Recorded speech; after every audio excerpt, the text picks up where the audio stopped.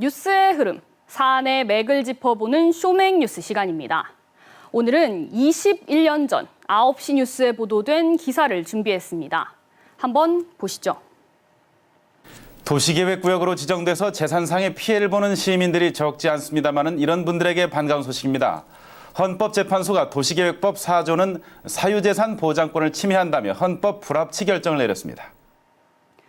1999년 10월 헌법재판소가 장기간 보상도 없이 토지재산권을 제한한 도시계획법 4조에 대해 헌법 불합치 결정을 내린 건데요.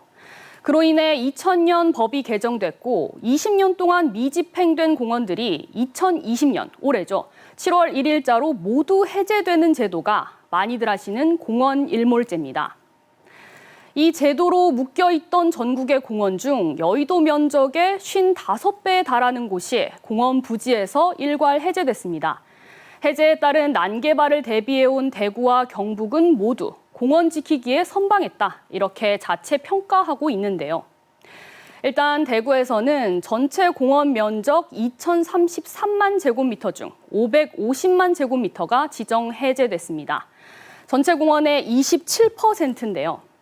이 중 부분적으로 해제된 곳 외에 공원 전체가 해제된 곳은 6곳뿐이고 모두 도심과 떨어져 있어 대구시는 녹지 유지에는 문제가 없을 것으로 판단하고 있습니다. 경북도 역시 전체 도시공원 1,767개소 가운데 43.4%가 해제돼 절반 이상은 지켰고요. 해제된 278개소는 개발 압력이 높지 않은 곳에 있어 난개발 우려는 적다, 이렇게 밝혔는데요. 공원을 지켜냈다고 모든 문제가 해결되는 건 아니죠.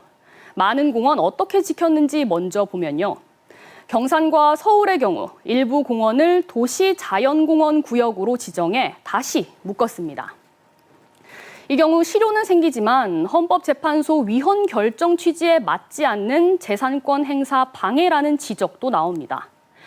이외에 민간 사업자를 통한 민간공원 특례 사업을 벌이거나 자치단체가 공원을 매입해 개발 사업을 하는 경우가 대다수인데요. 이런 경우도 갈등의 불씨는 남아 있습니다. 대전에서는 매봉공원 민간 특례 사업 과정에서 한 업체에 우선 지위를 부여했다 뒤집으면서 법정 다툼을 벌이고 있고요. 또 대전 월평공원 갈마지구와 대구 갈산공원은 갑작스럽게 민간 사업이 취소되기도 했습니다. 결국은 수익성과 재원의 문제인데요. 자치단체가 추진하는 공원 개발도 토지 매입 과정에서 보상 갈등이나 재원 마련 등 넘어야 할 산이 많습니다. 이런 산 다 넘는다 해도 지켜낸 공원들 어떻게 새로 조성하고 유지 개발할지 고민은 또 필요합니다. 공공공원이든 민간공원이든 방치됐던 공원의 내실화는 물론 차별화가 무엇보다 중요하다는 목소리가 나옵니다. 단기적으로 바로 내년에 어떻게 하겠다라는 측면은 어려울 수는 있지만 중장기적으로는 이 공원은 어떻게 진행이 돼야 되고 또 어떤 공원은 어떻게 나가야 된다라는 거시적인 목표를 세우고 특히 민간공원의 경우 비공원 시설의 규모, 용적률 등의 지침을 구체화할 필요가 있습니다. 또 공원을 자치단체가 조성하고 시민들은 이용하는 데 그칠 게 아니라 시민 참여형 공원 모델을 검토해야 한다는 목소리도 나옵니다. 몇 가지 소개하자면요. 서울시에서는 공원 6곳을 초등학생들이 이용할 수 있는 일명 꿈의 놀이터로 조성합니다. 여기서는 목공놀이 혹은 흙놀이를 하거나 텃밭을 만들 수 있는데요. 시민들은 놀이터 활동가로 다양한 놀이 활동을 기획하고 프로그램을 운영합니다. 또 의정부에서는 희망의 숲 기념식수 공원을 조성해 시민들이 자발적으로 나무를 기증하는 공원을 만듭니다. 특별한 날 나무를 심어 시민들에게 추억과 휴식의 장소로 자리 잡도록 할 계획인데요. 이렇게 시민들이 프로그램을 만들고 운영, 관리하는 방법은 고민할수록 무궁무진하겠죠.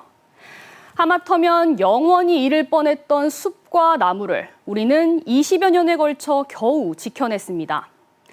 이런 공원에 대한 관심과 더욱 소중한 공간으로 만들기 위한 고민은 지난 7월 1일로 끝나는 것이 아니라 지금부터 시작해야 할 우리들의 숙제일 겁니다.